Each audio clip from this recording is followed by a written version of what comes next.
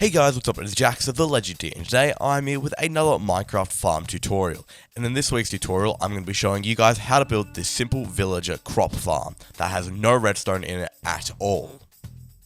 Now this crop farm works in the latest version, which is currently 1.16 and should also work in 1.17, as it uses no crazy mechanics. This farm will work with any crop other than wheat, so it'll work with potatoes, carrot, beetroot and all of those as long as a villager can harvest them. And as you can see, it is incredibly efficient. I've already got this many potatoes. Now you can, if you want, stack this farm on top of each other to make it taller. I'll go through that later in the tutorial. The farm works because the villager harvests potatoes, realizes his friend has no food and tries to give him some. But while he's trying to give him some, the potatoes fall into this hopper and then go into this chest, so the villager remains with no food and we get potatoes. Then it's just an infinite loop of that. Now the materials you'll need will appear on your screen now. Remember, if you haven't got a lit up area, you will have to put a roof on top of this, otherwise spiders will be able to get into your farm and possibly zombies if there's a ledge to jump onto. But if you have lit up your area well, you don't have to worry about a roof.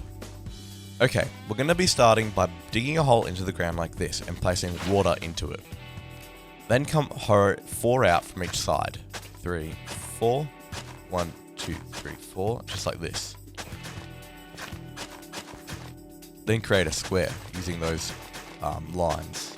For all the new players that don't know this, a block of water will hydrate 4 blocks in each direction, so creating a 9x9 square around the water source.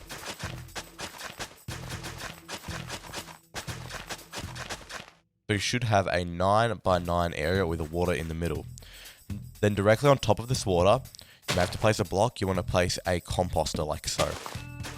Then on top of that composter, place any sort of light source. I'm going to be using a shroom light because I like the look of it. Now around the edge, place a 2-high wall of your building block. I'm going to be using white stained glass.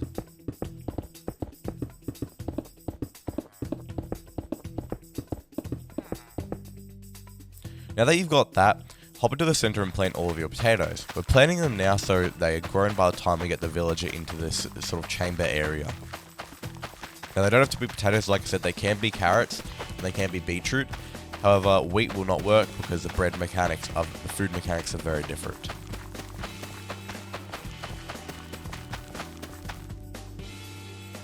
Then, go around to your preferred side. It could be any side. I would suggest the side closest to your house.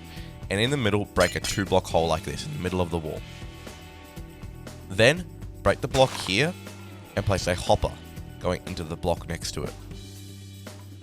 Then a few blocks away, you can add your chest, and then connect this hopper chain up to your chest by going something like this. Now, you can have this chest far away or super close. I've got mine reasonably close. Grab out your rail and place it on top of the hopper like this. You need to make sure it's facing this way, so it's going into the 2 blocks on the side. Then place a minecart with a hopper on top of that. So it should look like that. Now create a glass chamber like so, giving a 1-block spot for a villager to sit in. Now transport your villagers. I'm going to be spawning them in 2 inside of your farm. Make sure the one you transport first goes inside of your farm so you can collect the job from the composter. That is why we put it there. And the second villager will go inside here, just like that. Again, if you haven't well lit up your area, unlike I have, you will have to add in a roof, whether it be glass, slabs, or anything like that. But don't stress about that if you've lit up your area or you're on peaceful mode. Now it is pretty easy to expand this farm by duplicating the same layer on the other side. So basically what we do is, say we have a minecart on this side, we add it onto the other side, and then replicate the same thing. So it's like a mirror. Now remember, if you are using solid blocks and you have a double chest here, you cannot place blocks directly on top of the chest, but if they are something like glass, you can, if you want to. However, I've left the gap here, just so it looks a bit nicer. As well as expanding it out sideways, you can also expand it upwards. All you have to do is leave a gap, say out of oak wood. Let's go with this, oak planks. Just say a gap, and then repeat the same thing on the next layer like this. Now with the water, you have to be careful because the water may flow through the center if you're not careful. So make sure to use a waterlogged slab instead of just a block.